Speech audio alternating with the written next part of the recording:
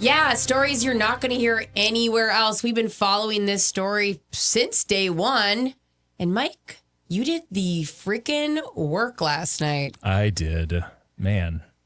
Nothing else going on. Not watching an Oscar-nominated movie. Oh, wait, I did that too. Oh, you did that as well. Yeah, but wrapped up from that and then enjoyed every second of the Rachael Kirkconnell interview with Alex Cooper on Call Her Daddy. Okay. Yeah. So people don't remember who Rachael Kirkconnell even is. They're like, what? Who is she? She, of course, is the one who was engaged for 4 years to Matt James. They're from Bachelor Nation, Bachelor Universe, Matt James's season. He chose Rachael. They are the two that, and Kendall, you are the Bachelor expert. Explain kind of their engagement on the TV, then kind of what happened, and then what happened after that.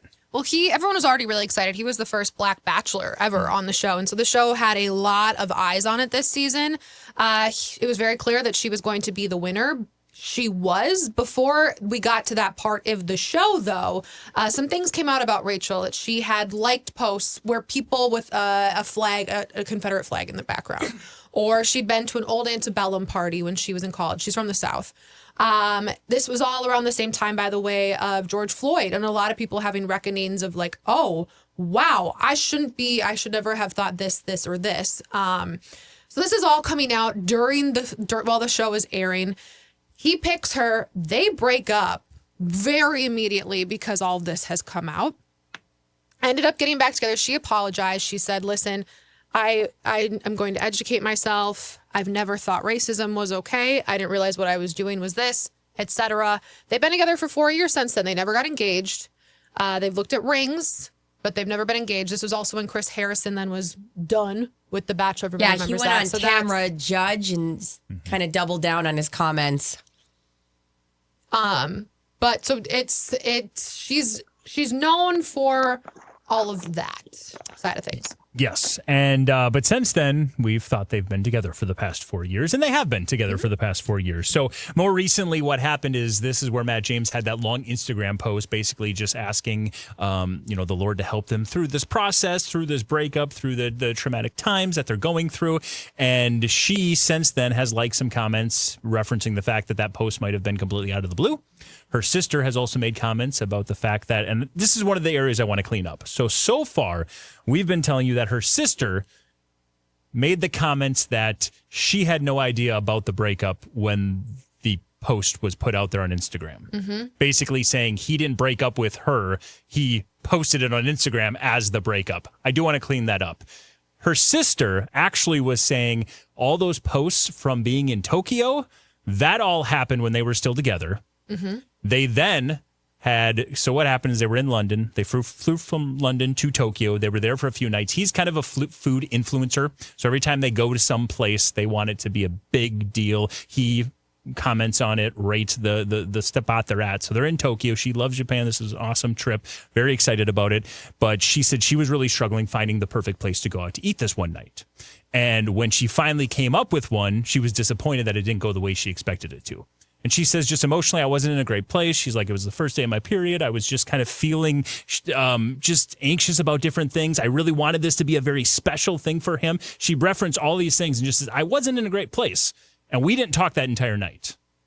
The next morning, we went out and did something that we would normally do together separately, came back, and Matt says, what are we actually doing here? Like, what's going on? What do we have to do to figure this out, basically, or what's happening?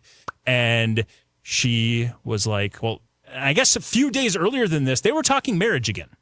Yeah, they were talking about looking at rings. Yeah. She called it her green flag, that he was actually ready to talk about rings and look at rings. Yeah. And essentially a few days after that, they're just having a chat. And he eventually was like, she says, I don't feel like you reacting this way to me just not being in a good place. I don't really like how that made me feel. Because she says in this whole relationship, she's always been the one apologizing. She's always been the one that has to take the brunt of, whatever happened, whatever disagreement happened. She was the one who always found herself apologizing and trying to move past it in a good way. And so they had this long conversation, and he kind of made the comment. She made the comment, I don't know if this is going to work out. He says, well, you're a great person. You're going to find someone for you. I think that's about it. And conveniently, this was the same day she was due to fly out of Tokyo because they came separately. So they have that conversation. She's obviously struggling hurt with it. She goes to the airport. She's in a place right now where she's like, okay, obviously we had this disagreement. We don't Huge fight. Yeah. But you have fights in relationships, and it sounds like it was pretty serious. It sounds like, breakup was on the table. Yeah. But that was where it was left. Then she gets on the plane, literally on the plane. Oh, no. And right before she takes off, her friend texts her and says, Rach, in all these exclamation points and question marks. And then she opens up Instagram and sees his post. Now, for some reason, she talks about this on the podcast as well. She, ever since this VPN she downloaded, she can't access Wi-Fi from an airplane. So she's about to be on a 12-hour flight back from Tokyo, and all she knows is that her boyfriend, who she's been with for 4 years, publicly broke up with her with this massive Instagram post that she read seconds before her phone goes dead. That's torture. I mean, that could make a person claw out of the plane. Yeah. So I love that he tagged her too, and she was like, no. Yeah. No, thank you. He tagged her. Non-collab, thank you. So the references that she knew or didn't know about it, she knew they had obviously the argument. She knew they talked about breaking up, but at no point were they talking about, hey, we're both public people. We both have our own personas. We're going to go ahead and put out a post. Right. He completely did that out of the blue without talking to her about it at all. I mean, okay, so when I was in middle school once, what I really liked, when, was it MySpace or AOL chat, when you would change your name always to the person that you were in love with? Like, you'd be Either. like, I love Brian. Yep. Yeah, you could have That your was your away name. An AIM, you'd have your away message say something like that, and like MySpace, you could have your headline. So we had that, and his was I love Kendall. And then we got off the phone. We said I love you to each other, like 7th grade. And then I got a call from my bestie, and bestie was like, he changed his name to I love Leah. Oh, no. And it was so crushing. So I know how Rachel feels. Yes, it's It's the exactly exact the same thing. But like, seriously, this fate. would be the worst. Could you imagine about to go on this 12-hour flight, and that's the last thing you saw? And he knew where she was heading. She was going to one of her good friend's baby shower. So he knows that the reason why she's flying home a little earlier is because she's going to go home and then she's got one of her good friend's baby shower. He knew that event was taking place. Obviously, she didn't go. She was crushed the next day. Right. She spent like the next 4 days in bed until her sister came and hung out with her, type of a thing. It was just like, you knew she had this, and yet you just completely crush it. Well, I bet his timing was off. I bet he was hoping that he would have posted this while she was in the air. Like, because he knows all this stuff about her phone. He knows all this stuff. I bet you anything he was, that was an error on his part that she even saw it before. Now, I'm not saying one's better or worse, but. Now, some of the other takeaways from it is the fact that she did say that they did speak about 5 days later. 5 days after the post, he called her and just said, hey, how are you doing? How are things going? And she's like, well, not very good. I mean, this is how it all played out. And he says, according to her, that he did admit that he messed up. Like, they should have talked about that post. What? Yeah. Yeah, why? Why would one do that so quickly? Is it just like, I'm ready to move on? Or like, is there a secret person he's talking to? And I don't mean even cheating, but just like he's got his eye on and he wants that to be known that he is single now. Like, it is so aggressive to be that like cold. Yeah, and just like public. Mm-hmm. And we spoke about it when the post came out. And I said, this isn't something you just threw together. This looked like it's been crafted for a month. Mm-hmm. Yeah. Like, this looks like his notes app had this half written already, and he just had to fill in the dates. He's got like a template. Yeah, exactly. It very much feels when you listen to some of this, like how she describes that there were all these little minor fights about things. Anytime anyone's broken up with somebody, you know exactly that feeling. Where it's like that breakup is coming. Like, you are both arguing over everything. No one's happy. She said herself, like, I don't really know why I cried, but I cried over this very minor thing that normally wouldn't bug her. And he was getting more mad at her about things that normally wouldn't bug him. That's when you know it's going to happen and someone just has to pull the plug. I don't mean you have to put it on Instagram, but like, this breakup was clearly in the making. She made the comment at one point that they had spent 2.5 weeks together on this long vacation. Mm-hmm. And she was like, yeah, every time we get to 2.5, 3 weeks together, we just eventually have to have some time apart because we can't stand each other. And I'm like, That's a red flag right there, I think. I Yeah. don't, traveling with someone's different. It is though. It is though, because I have some of my best friends in the world who I love. Yeah. Cannot travel with them. After we did a 17-day honeymoon, like backpacking around Europe, and by the end of it, it was like, I need you. Actually, I don't even want to sit by you on the flight. I love you still, but like, But like this is Mike and Sarah, so he doesn't understand this. To be fair, though, let me say this much. In this particular case, she has a place in Atlanta. I think it was Atlanta. You're right. Yeah. They meet there, and that's where they stay most of the time. But he's got a place in New York. He's got a place in Miami. He refuses to move in with her because he's very religious, and he refuses before marriage to move in with her. Yet they live in the same place. And we're talking about Rachael Kirkconnell and Matt James, a couple that came out of The Bachelor. And there's just been this public breakup around it. And she finally kind of broke down the timeline. And Mike did the work.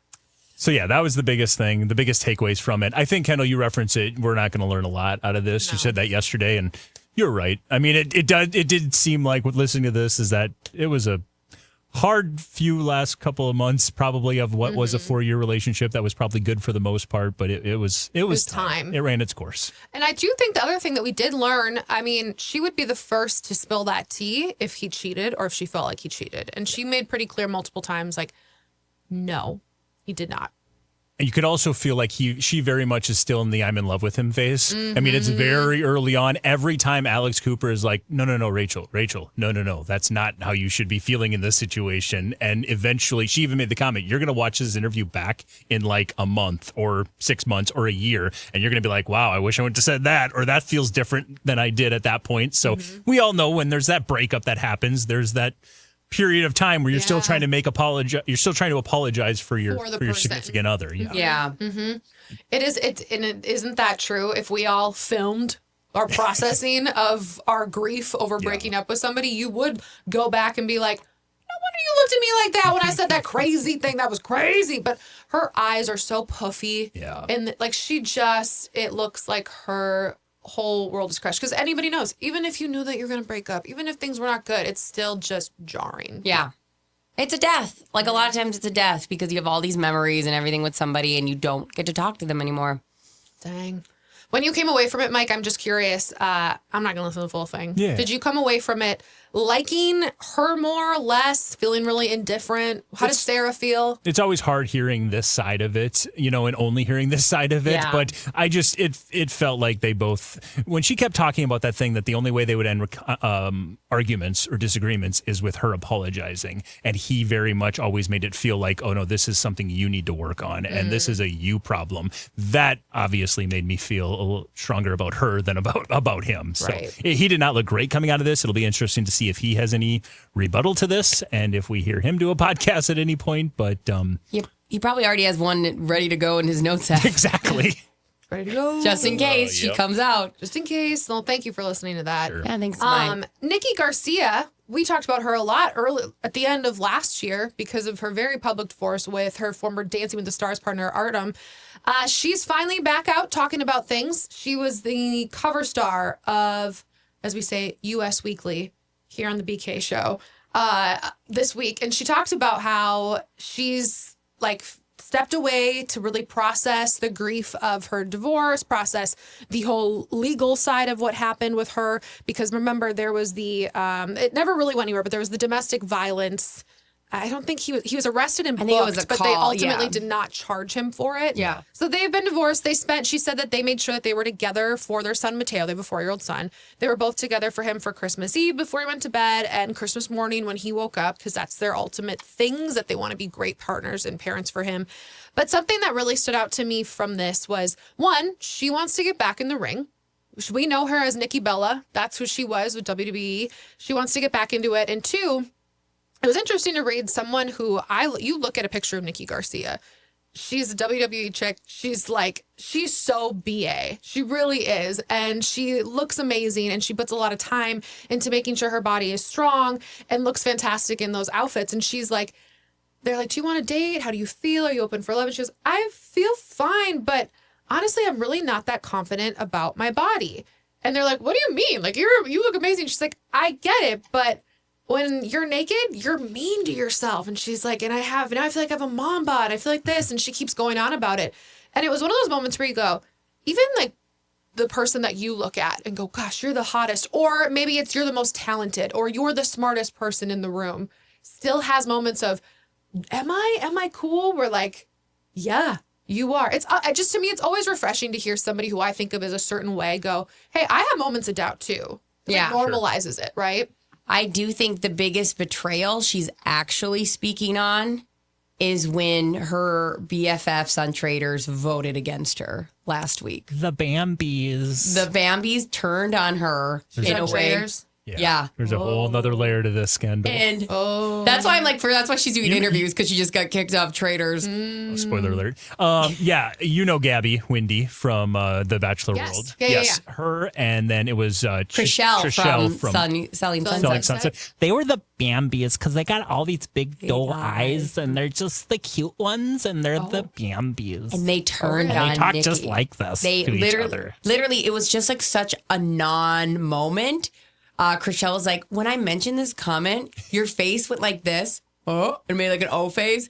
And she goes, and that's when I knew you were a traitor. It was like, what? To be fair, she was not a traitor. Her best friends killed her off for no reason. For no reason.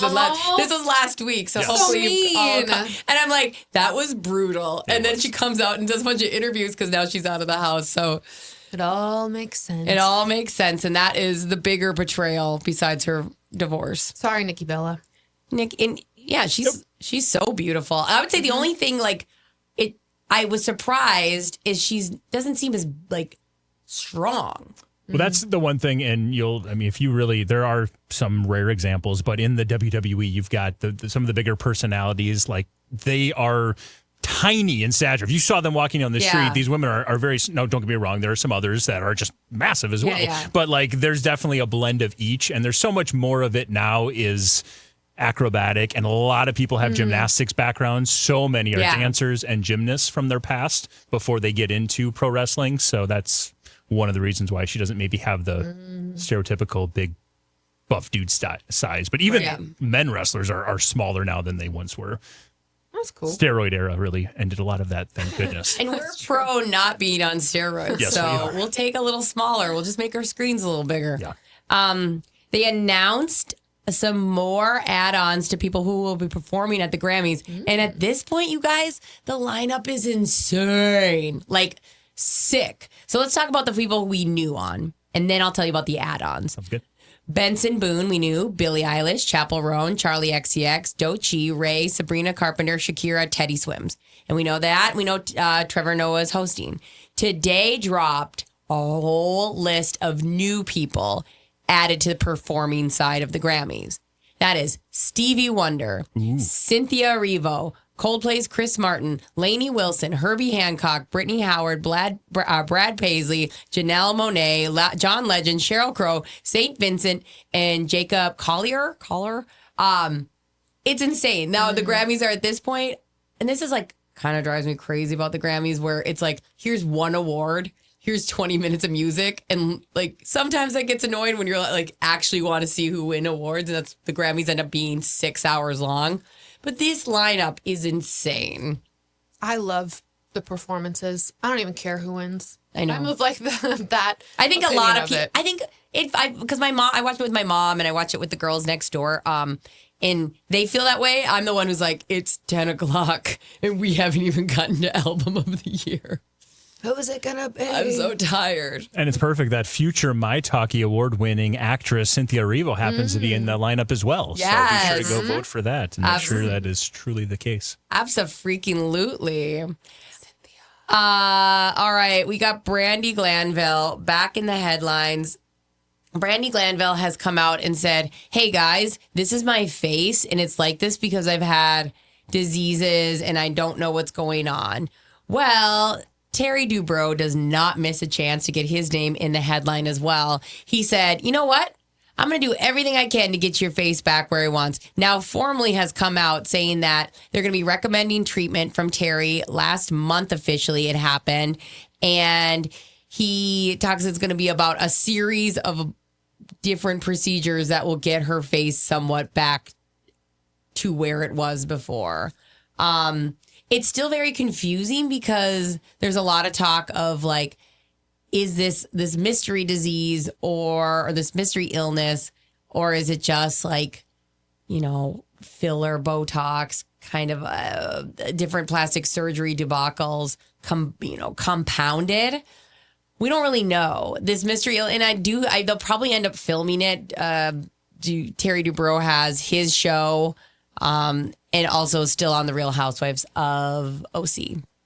This is the same thing that she talked about a few weeks ago. Yes. Right? Like this is the same skin thing. It's not like she has another new one too. No, and she even, I think at the time, tagged him, or no, he came out with like a TMZ interview that caught him out in somewhere where you're like, nobody's ever had a camera there in the history of ever. The LAX? What? Yeah, not even that. It's like literally looks like on a courthouse, like with it's just wild. So he came out being like, I'd love to help her if she wants to. And now they're officially working together on Brandy Lake Glanville. Yeah, that's where the word parasite came up here. Is that she had some sort of a parasite that is causing this issue. So I don't know. Parasites. Didn't you guys tell me it was code for Bad Botox? Oh, right. Or moved filler. Parasite. Transferred filler. That latest photo, we'll put it on the show page. That latest photo of her that she put Posted, up from December.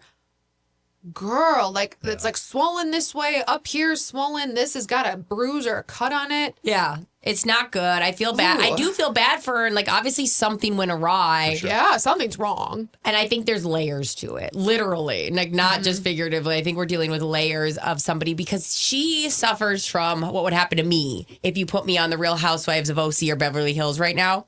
I don't have the money to keep up with these girls when we're filming. So I'm going to find quick fixes that are a little bit on the cheaper side.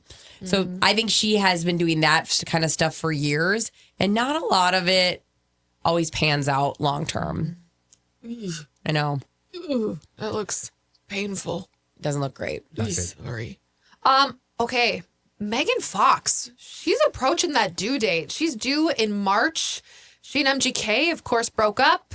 We know she found some things on his phone when they were in Aspen over Thanksgiving and ended up just like leaving. And they have not spoken since. We're just finding out because people are saying like, well, he just posted, who are these insiders? Like this was like an hour ago posted about who are these people? I know. I got that one up, pulled up. It's so funny. It's just like there's no lines of communication. Things are closed between them. And they've said like she has said that she wanted to raise the baby between the two of them at one point when they were like on and off. Like they're so complicated. But I think this girl is like, no, we done. Oh yeah, no, she's. I mean, maybe when the baby comes out, I could see her trying again just because she's tried so many times. But she does not seem like the type that suffers fools for long.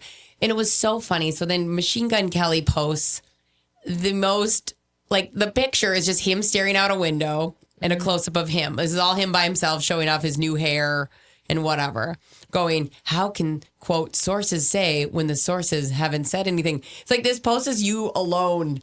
You're so weird. You're alone. Like this post says more than any of the articles do. It'd be one thing if it was like a picture of you and Megan laughing in a bed. Yeah. But you're alone staring out a window that you made your intern take. It's so weird. And he's very like, I want to be a part of this baby's life. Like, okay, well, I don't say that you don't, but like that doesn't mean that she wants you to be a part of it. I think when Brian Austin Green, her ex, came in and came in hard and came out against him, like real hot, that to me was they're done if he's getting involved. I think she really gave him a try when he got sober again. And when he was the same mother trucker that he'd always been, just happened not drinking. Yeah. That's when like, I think it's like, you can't. Bye, boy. Bye.